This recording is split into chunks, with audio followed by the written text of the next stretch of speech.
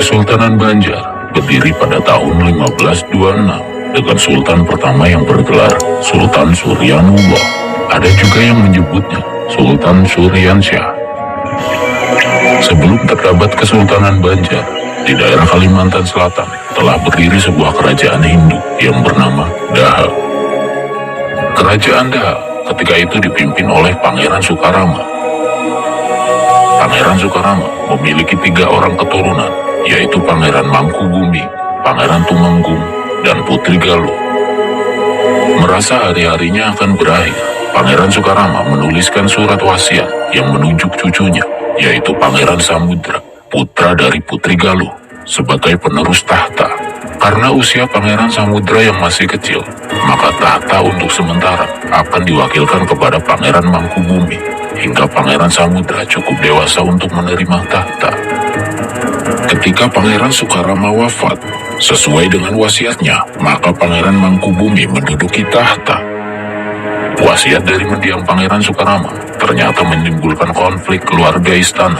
Suatu hari, Pangeran Mangkubumi dibunuh oleh seorang abdi istana, suruhan Pangeran Tumenggung. Tahta kerajaan kemudian dipegang oleh Pangeran Tumenggung. Hingga beberapa tahun kemudian, Pangeran Samudra yang merasa dirinya terancam segera menyingkir dari istana untuk mengasingkan diri. Di sebuah perairan yang bernama Pelabuhan Banjar, Pangeran Samudra menyamar sebagai seorang nelayan. Beberapa lamanya menyamar sebagai nelayan, akhirnya ada seseorang yang mengenali Pangeran Samudra. Orang tersebut bernama Patih Masih, penguasa di daerah Pelabuhan Banjar. Patih Masih adalah seorang penguasa pelabuhan dan banyak berhubungan dengan para pedagang Arab, Gujarat, dan Demak. Hubungan yang erat dengan beberapa kesultanan itu membuat Patih Masih memeluk agama Islam.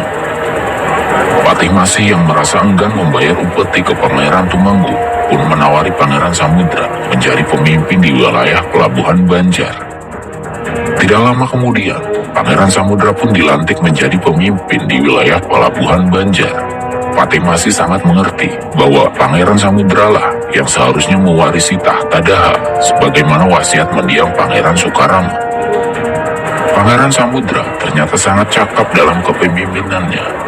Pelabuhan Banjar pun berkembang semakin besar sebagai pusat perdagangan internasional di Kalimantan bagian selatan. Patih Masih berhasil meyakinkan Pangeran Samudra untuk menuntut haknya sebagai Raja Daha. Dengan bantuan Patih Masih, Pangeran Samudra pun berhasil menghimpun kekuatan.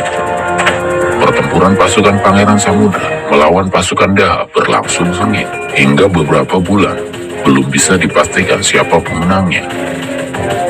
Melihat situasi pertempuran yang berjalan alot, Patih Masih menyarankan kepada Pangeran Samudra untuk meminta bantuan kepada Kesultanan Demak. Patih Masih memiliki hubungan yang baik dengan Kesultanan Demak. Pangeran Samudra pun meminta bantuan Demak. Sultan Trenggono, penguasa Demak ketika itu, menyanggupi bantuan militer dengan syarat Pangeran Samudra dan seluruh rakyatnya masuk Islam setelah berhasil memenangkan perang. Pangeran Samudra menerima syarat itu. Bala bantuan dari Demak pun berangkat ke Banjar. Tercatat ada 1.000 prajurit dan seorang khatib yang dikirim ke Sultan Trenggono.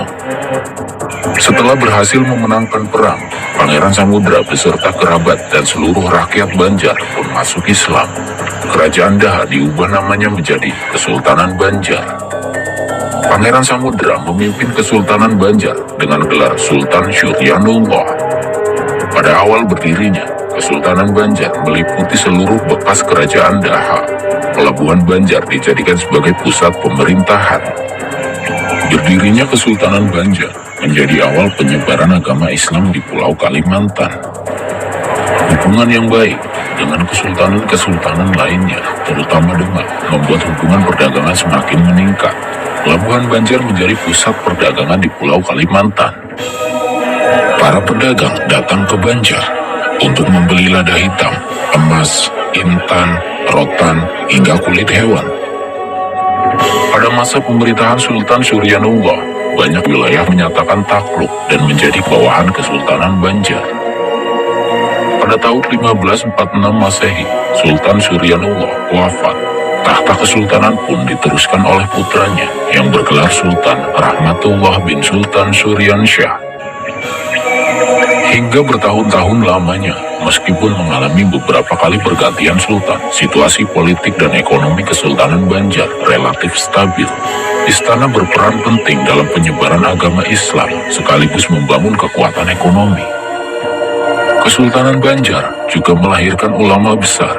Syekh Muhammad Arsyad Al-Banjari, ulama besar Kesultanan Banjar ini, namanya dikenal hingga ke seluruh Nusantara hingga sekarang.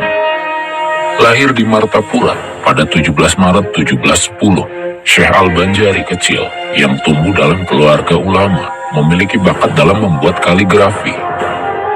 Bakatnya membuat pemimpin Banjar ketika itu, Sultan Tahlilullah, mengambilnya sebagai anak angkat dan mengajaknya tinggal di dalam istana. Ketika itu, usia Syekh Al-Banjari baru 7 tahun.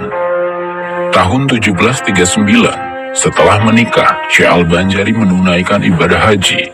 Beliau berangkat bersama istri dan anaknya. Bukan hanya beribadah haji, Syekh Al-Banjari juga menggunakan kesempatan itu untuk memperdalam agama Islam dari para ulama Mekah. Syekh Al-Banjari tinggal di Mekah selama 33 tahun lamanya. Tahun 1772, Syekh Al-Banjari pun kembali ke Banjar. Sultan Tahlilullah II, Sultan Banjar ketika itu, pun menyambut kedatangannya dengan meriah. Sultan Tahlilullah memberikan jabatan kadi kepada Syekh Al-Banjari. Jabatan ini setingkat dengan penasehat sultan. Namun begitu, Syekh Al-Banjari memilih tinggal di luar istana dan mendirikan sebuah pesantren. Di sela-sela kesibukannya sebagai kadi dan mengajar di pesantren, Syekh Al-Banjari selalu menyempatkan diri untuk menulis beberapa kitab. Beberapa kitab karangan beliau yang masih dikenal hingga sekarang, di antaranya adalah Sabi Al-Muhtadin, Li'at Tafaqquh fi Amridin, Kitab Kanz Al-Makhrifah, Kitab Usuluddin, Kitab Nuqtatul Ajlan, Tuhfat Al-Rahibin, Luqtat Al-Ijlan, Fi Bayan Al-Haid, Wa Istihada wa Nifas Al-Niswan, Al-Qaul Al-Mukhtasar, dan Kitab Faraid. Pada 3 Oktober 1812, Syekh Al-Banjari tutup usia. Jenazahnya dimakamkan di kampung halamannya, Martapura. Meskipun sudah meninggal ratusan tahun yang lalu, namun kitab-kitabnya masih banyak dipelajari hingga sekarang, terutama oleh kalangan pesantren. Syekh Al-Banjari dikenal sebagai pelopor dakwah Islam di Kalimantan, Brunei, dan Malaysia. Beberapa tahun setelah berpulangnya Syekh Al-Banjari, situasi politik dan keamanan di Kesultanan Banjar mulai mencemaskan. Belanda yang melihat kebesaran Kesultanan Banjar pun mulai mengerahkan armada lautnya. Ratusan tahun sebelumnya, tahun 1606 dan tahun 1612, ketika Kesultanan Banjar belum berusia lama, Belanda yang masih diwakili oleh VOC sudah mencoba menjalin hubungan. Namun, diplomasi dagang itu gagal. Setelah itu, VOC yang berpusat di Maluku dan Batavia tidak pernah lagi melabuhkan kapalnya di Banjar. Tahun 1817, pada masa kekuasaan Sultan Sulaiman, Belanda merapatkan kapalnya ke pelabuhan Banjar. Seperti zaman VOC, kedatangan Belanda ketika itu membawa misi diplomasi perdagangan. Belanda ternyata lebih beruntung daripada VOC. Mereka mendapatkan izin untuk membuka kantor dagang di beberapa tempat, termasuk kota Waringin. Tahun 1826, pada masa kekuasaan Sultan Adam, wilayah pesisir Banjar mulai dikuasai Belanda. Namun, penguasaan saat itu lebih dalam urusan perdagangan. Kesultanan masih memiliki kedaulatannya. Hingga menjelang tahun 1840, kepentingan Belanda di Kesultanan Banjar masih dalam tahap perdagangan. Memasuki tahun 1840-an, Belanda mulai menunjukkan wajah aslinya. Dengan intimidasi, Belanda berhasil mendapatkan izin membuka tambang-tambang batu bara di wilayah yang jauh dari pesisir. Bahkan, Belanda mulai berani turut campur dalam masalah internal Kesultanan. Pasukan Belanda pun tidak ragu-ragu memasuki istana Sultan. Tahun 1857, Sultan Adam wafat. Campur tangan Belanda dalam suksesi kepemimpinan mulai menimbulkan ketegangan dalam istana. Belanda mengangkat Sultan Tamijidillah, cucu dari Sultan Adam. Keberadaan Sultan Tamijidillah membuat rakyat tidak suka kebiasaannya meminum minuman keras sangat melukai rasa keislaman rakyat Banjar. Sultan Tamjidillah adalah putra dari Abdul Rahman, dari istri pertamanya, putra mahkota yang terlebih dahulu wafat pada tahun 1852. Belanda mendukung Sultan Tamjidillah karena memberikan konsesi yang sangat besar berupa kekayaan alam Kalimantan. Sebenarnya, rakyat dan para pejabat tinggi istana lebih menyukai Pangeran Hidayatullah yang naik tahta. Pangeran Hidayatullah adalah putra dari Abdul Rahman dengan istri kedua yang lahir pada tahun 1822. Situasi ini membuat ketegangan-ketegangan politik di istana semakin meningkat. Tahun 1859, dengan tensi politik yang sangat memanas, seorang pangeran yang masih keluarga istana melancarkan serangan terhadap pos-pos militer Belanda. Pangeran Antasari mengambil inisiatif tindakan militer untuk mengatasi polemik di Kesultanan Banjar. Dalam perjuangan melawan Belanda, Pangeran Antasari ditemani oleh putranya Mahmud Seman. Bukan hanya pos-pos militer, pasukan Pangeran Antasari juga menyerang tambang-tambang batu bara yang dikuasai Belanda. Tanpa memberikan ampun, semua orang Belanda yang ditemui dibunuh. Pangeran Antasari lahir pada tahun 1809. Ayahnya adalah Pangeran Masohor dan ibunya Gusti Hadijah. Pangeran Antasari memiliki nama kecil Gusti Inu Kertapati. Meskipun masih kerabat kesultanan, keluarga Pangeran Antasari memilih hidup jauh dari tembok istana. Ketika mendengar Pangeran Hidayatullah disingkirkan Belanda, maka Pangeran Antasari membelanya. Bagi Pangeran Antasari yang lebih berhak dan layak menduduki tahta kesultanan adalah Pangeran Hidayatullah. Perjuangan Pangeran Antasari dan Pangeran Hidayatullah semakin mendapatkan dukungan rakyat. Pangeran Antasari kemudian mengangkat Pangeran Hidayatullah sebagai sultan dengan gelar Sultan Hidayatullah. Berbagai pertempuran pun berkecamuk semakin seru. Dukungan rakyat semakin lama semakin kuat. Korban di pihak Belanda pun semakin membesar. Melihat situasi yang genting ini, Belanda mengambil sikap tidak terduga. Belanda menangkap Sultan Tamjidillah pada Juli 1859 dan mengasingkannya ke Bogor. Belanda kemudian menghapuskan Kesultanan Banjar dan mengumumkan kekuasaan pemerintah kolonial Hindia Belanda atas bekas Kesultanan Banjar secara langsung. Inilah karakter asli Belanda, yaitu penjajah, bukan pedagang. Belanda pun menambah kekuatan militernya dengan mendatangkan pasukan tambahan secara besar-besaran. Pertempuran besar segera pecah. Kekuatan baru pasukan Belanda berhasil mendatangkan korban jiwa yang cukup besar di pihak pasukan Pangeran Antasari.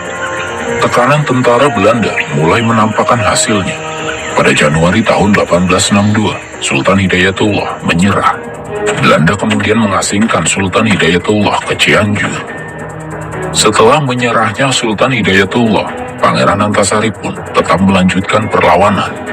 Pangeran Antasari menjadi pusat kepemimpinan dari kesetiaan rakyat Banjar yang menolak Belanda.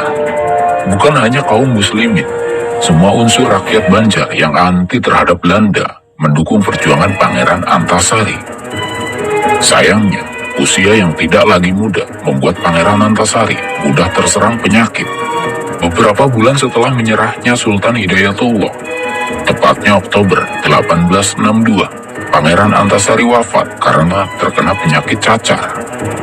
Kepemimpinan perjuangan pun kemudian diteruskan oleh putra Pangeran Antasari, Mahmud Seman. Rakyat pun kemudian mengangkat putra Pangeran Antasari sebagai sultan dengan gelar Sultan Mahmud Seman. Semakin menguatnya Belanda di Banjar, membuat Sultan Mahmud Seman mengalihkan perjuangannya ke wilayah hutan dan pegunungan. Pada tahun 1875, Sultan Mahmud Seman mendapatkan dukungan besar dari seorang tokoh Muslim Dayak yang bernama Surapati. Belanda ternyata tidak mudah menghentikan perjuangan Sultan Mahmud Seman dan rakyatnya. Hingga ke pergantian abad, perlawanan Sultan Mahmud Seman tidak mampu dipatahkan. Namun, usia Sultan Mahmud Seman yang semakin lanjut membuat kekuatan fisiknya semakin menurun. Namun begitu, beliau tidak menyerah dengan keterbatasan yang ada pada dirinya. Pada tahun 1905, pada sebuah pertempuran, Sultan Mahmud Seman gugur. Gugurnya Sultan Mahmud Seman pun mengakhiri perjuangan rakyat Banjar. Garis kepemimpinan dari Pangeran Antasari pun juga berakhir. Belanda pun berhasil menancapkan pengaruhnya di seluruh bekas wilayah Kesultanan Banjar hingga beberapa puluh tahun mendatang.